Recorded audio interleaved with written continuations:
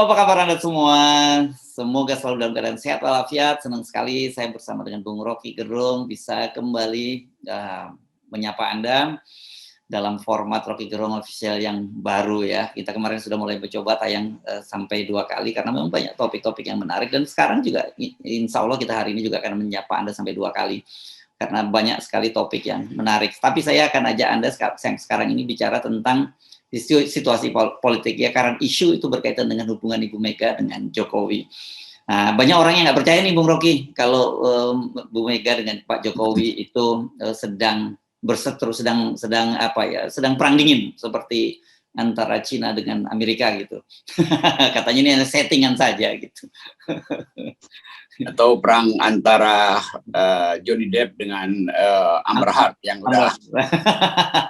udah diputuskan. Johnny menang karena bukti-bukti mengarah pada Johnny Depp. Tapi kita membayangkan setelah orang nonton berbulan-bulan peristiwa di Amerika itu, orang balik lagi buat nonton perseteruan antara Ibu Mega dan Pak Jokowi itu. Dan kelihatannya perseteruan ini udah sampai ke ubun-ubun. Karena kemarahan Ibu Mega bisa kita dengar melalui kalimatnya Mas Hinton yang menyebut Jokowi bebal itu. Juga kalimatnya Trimedia yang menyebut Ganjar itu kemitil atau apalah pokoknya. Kemelinti. Wah, ini bahasa Jawanya banyak loh, Bung. Ada kemelinti, kementus. Pokoknya itu itu banyak kalau bahasa. Dan kelihatannya pilihan bahasa terakhir itu udah juga dibun tuh. Itu berat itu. Jadi kemelinti itu enggak kemelinti itu biasanya tuh anak-anak gitu. Dia ngomongin belagu, lu paling jago, lu paling pintar, kira-kira gitu kemelinti. Tapi kalau ada seorang gubernur kemudian capres disebut kemelinti, ini menurut saya wah pilihan yang luar biasa. Apalagi yang ngomong Batak nih, Trimedia nih, dia bisa sengaja menggunakan diksi kemelinti itu ya. Mungkin ada rapat khusus DPP di PDIP untuk memilih istilah tuh. Mungkin mereka pikir sebut apa ya, sebut banyak tingkah atau bacot, tiba-tiba dipakai istilah bebal. Pasti mereka nggak akan pakai istilah dungu karena itu istilah saya. Tapi memang terlihat kalau kita lihat watak Ibu Mega kan, Ibu Mega tuh orang yang ingin agar supaya ada yang lurus di dalam politik partainya sendiri itu. Nah, Jokowi yang diasuh sebagai bahkan Pak Jokowi sendiri satu waktu pernah menganggap ya hubungan saya dengan Ibu Mega bukan sekedar hubungan kader atau tugas, tapi saya sudah anggap orang tua jadi ibu saya sendiri itu. Apalagi kalau itu kita kenang kembali, tentu Ibu Mega merasa ini anak kok kurang ajar betul ya. Jadi neko-neko atau pelintat-pelintut. Jadi bagi Ibu Mega, Pak Jokowi itu udah selesai itu. Dan itu saya kira nggak bakal bisa dipulihkan lagi. Karena itu Pak Jokowi tentu udah bersiap-siap untuk mengambil langkah frontal atau diametral dengan PDIP. Itu yang menandakan kenapa kemudian dalam beberapa peristiwa terakhir Ibu Mega tidak menghadiri peristiwa yang seharusnya ia hadiri, yaitu perkawinan adik Ibu Mega, lalu peresmian kota Pancasila di ND segala macam. Jadi seluruh aktivitas politik minggu ini memperlihatkan ada ketegangan yang nggak mungkin lagi dijembatani. Kan nggak mungkin lagi kita melihat satu waktu Mas Hinton terus muji-muji lagi Jokowi, itu dicerca orang atau Trimedia tuh, dua teman saya itu. Jadi betul ini adalah suara Ibu Mega melalui dua kadernya yang paling tajam dalam membuat sebetulnya membuat olok-olok sebetulnya kan. Jadi udah tahap mengolok-olok Jokowi dan mengolok-olok Ganjar, itu nggak mungkin dipulihkan lagi. Itu udah langsung juga dimengerti oleh Pak Jokowi sebagai orang Solo, itu kan kasar sekali. Tapi Pak Jokowi tentu merasa bahwa ya kalau begitu nggak bisa dipulihkan. Jadi akan ada perahu lain yang disiapkan oleh Pak Jokowi. Dan mudah-mudahan dua perahu itu berlayar paralel. Jangan sampai dua perahu itu berlayar tabrakan, lalu ya dua-duanya tenggelam. Ya, saya membayangkan begini, kalau yang ngomong tuh Bambang Pacul gitu ya, kemelinti gitu ya, yang dia orang Semarang itu saya sih biasa ya. Tapi kalau yang ngomong itu Trimedia Panjaitan, ini kawan lama saya ini dan dia pinter, dia tidak memilihnya mengucapkannya, Bung, dia membuat pernyataan tertulis, jadi nggak salah ngomong gitu kan. Karena kalau kalau orang Batak ngomong ke melindi itu saya kira kayak melindi. Jadi susah, dia nggak akan bisa begitu. Saya kira itu juga teknik yang bagus. Jadi udah dipikirkan kalimat yang mau diucapkan, siapa yang mengucapkan. Yeah. Jadi bayangkan misalnya orang menganggap buset, Pak Trimet aja paham ya culture Jawa itu. Jadi ini betul-betul menohok. Jadi batin Jokowi itu pasti terluka tuh. Tapi itu konsekuensi dari tidak taat pada perintah pemimpin partai. Kan sebetulnya dalam etika politik ya Pak Jokowi tetap memang kader PDIP. Ya bikin dong negosiasi dengan PDIP. Jangan menganggap karena saya kuasa maka Ibu Mega kan udah berkali-kali Ibu Mega merasa kok nggak didengar ya nasihatnya. Jadi beliau, Ibu Mega, sebagai orang yang membesarkan Presiden Jokowi, berhak untuk memilih kalimat yang akan diucapkan, yang telah diucapkan melalui dua kadernya tadi. Itu kira-kira bacaan psikologi politiknya. Ya, dan apalagi gini ya, yang saya kira mungkin kenapa sampai kelihatan sangat jengkel, sangat marah dari PDIP itu karena kan bagaimana satu Pak Jokowi itu petugas partai. Kedua, ini Ganjar ini kan juga orang yang didukung oleh Ibu Megawati. Kita masih ingat bagaimana ketika kalau saya mau bayangkan kalau Bu Mega dan Mbak Puan waktu itu nggak turun dalam pilkada DKI pilkada Jawa Tengah, berat katanya dia berkontestasi dengan Sudirman Said ya, sudah dibantu saja suaranya nggak terlalu jauh. Jadi kalau sekarang tiba-tiba Ganjar dan Jokowi bersekutu melawan Mega ya wajar kalau Ibu Mega marah. Iya itu intinya begitu. Tapi setelah itu kita mau uji kan. Kalau misalnya Ibu Mega anti Ganjar. Artinya Ibu Mega juga anti Jokowi kan, karena Ganjar dibela oleh Jokowi itu. Tinggal kita lihat, kalau misalnya soal ini berkelanjutan, harusnya dari awal atau dari sekarang itu Ibu Mega mengatakan aja bahwa kami akan mengeluarkan Ganjar dari partai kan.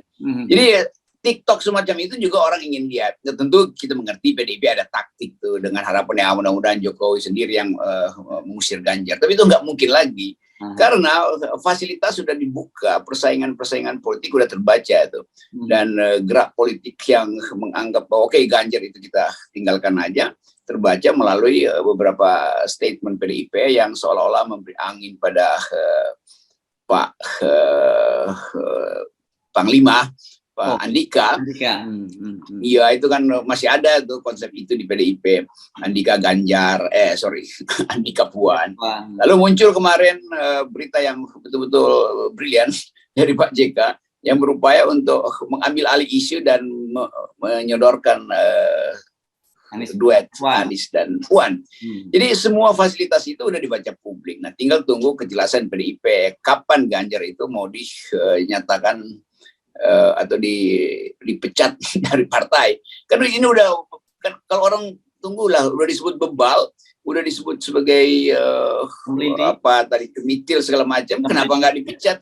Itu tanda tanyanya begitu. Nah sekarang bolanya balik ke PDIP, konsisten dong supaya jangan dianggap bahwa ya PDIP cuman marahnya pura-pura dong. Tapi kita tahu Ibu Mega pasti akan lakukan kemarahan itu secara sempurna. Oke, tapi kalau kita amati sepanjang hari kemarin ya, Bung Rocky kan terjadi beberapa peristiwa politik yang menarik ya.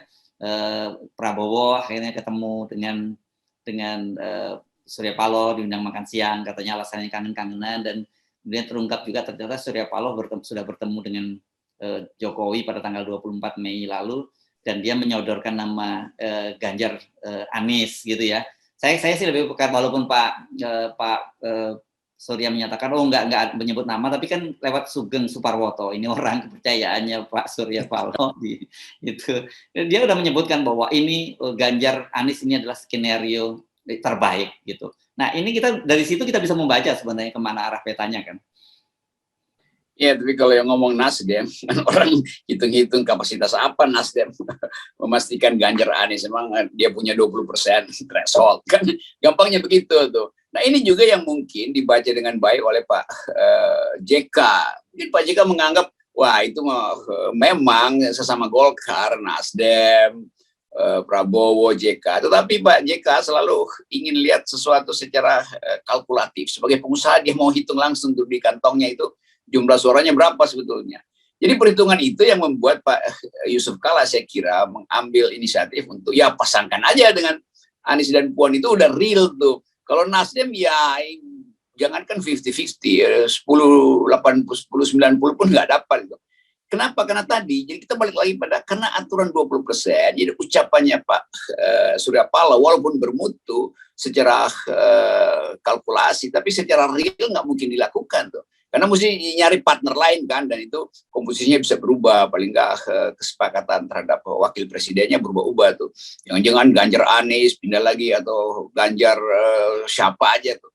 Jadi kepastian itu kurang. Lain kalau Pak JK bilang Anies Puan, itu kepastiannya secara aturan elektoral 20% udah selesai kan. Jadi gambling itu yang orang lagi lihat. Tapi nggak apa-apa, kita enak-enak aja toh. Kesimpulannya masih jauh tuh, karena transaksi di belakangnya belum selesai kan. Begitu diucapkan satu paket Anies Puan misalnya, kita tunggu reaksi oligarki, mau invest di situ apa enggak tuh. Jangan-jangan kita cuma pindah oligarki dari seorang oligarki global ke oligarki nasional, dari yang nasional ke oligarki lokal. Kan itu. Jadi kita di FNN selalu ingin pakai parameter itu. Silahkan bertransaksi, tapi ukurannya tetap etikabilitas, intelektualitas, baru elektabilitas. Ya, sepakat ini. Saya kira kita tidak boleh naif gitu ya, menganggap bahwa selesai di antara manuver para ketua umum. Padahal di balik itu kan ada oligarki tadi yang sebenarnya menjadi real power, yang memegang real power di Indonesia. Nah ini kan, tapi kalau kita lihat dengan cara seperti ini, ya tetap saja mainnya dari mereka-mereka aja gitu, Bung Rocky. Dan kalau toh misalnya ada faktor Anies yang selama ini dianggap di luar sistem itu, tapi kalau dia masuk dalam sistem itu, mau nggak mau dia juga mesti tunduk pada aturan-aturan yang dimainkan oleh para oligarki.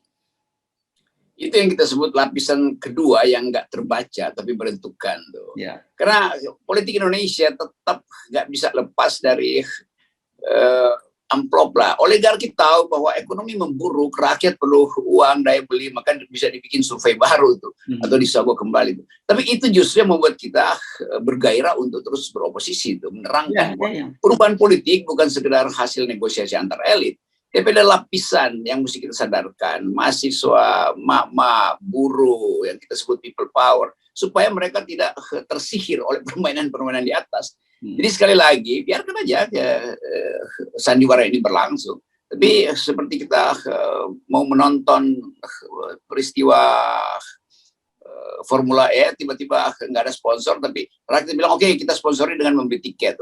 Jadi rakyat punya cara sendiri untuk melihat pertandingan antara Ganjar, Anies misalnya, atau Anies dan Prabowo. Apalagi kalau Pak Prabowo udah ketemu Nasdem, itu artinya sinyal bahwa PDIP udah pindah arah itu terlihat besar kan. Tapi nanti nanti kita uraikan di kesempatan lain, karena kita tunggu dulu manuver Pak Prabowo sejauh mana tuh. Kira-kira begitu kedudukannya. Tapi artinya sekarang ini kalau kita bisa simpulkan, belum ada yang fix gitu ya, pasangan ini masih cair ya, tidak seperti yang kita bayangkan semula, Pak Prabowo Puan itu udah pasti gitu, kemudian kita nggak tahu siapa lagi gitu di luar itu. Tapi ternyata kalau lihat peta politik hari ini, semuanya jadi cair semua gitu.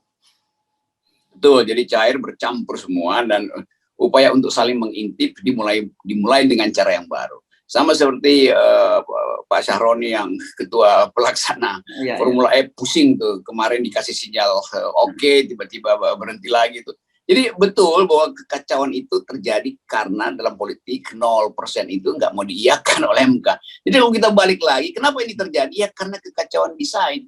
20% itu membuat orang saling intip, dan 20% itu membuat oligarki merasa oke, karena itu kita yang akan arahkan tuh. Lain kalau 0% itu nggak bakal ada yang beginian. Ya ada, tapi ya orang anggap yang 0% siapapun bisa lakukan manuver tuh. Kalau sekarang kan manuvernya sangat kecil, dan justru dalam manuver di ruang yang sama itu. Ini kan echo chamber aja kan.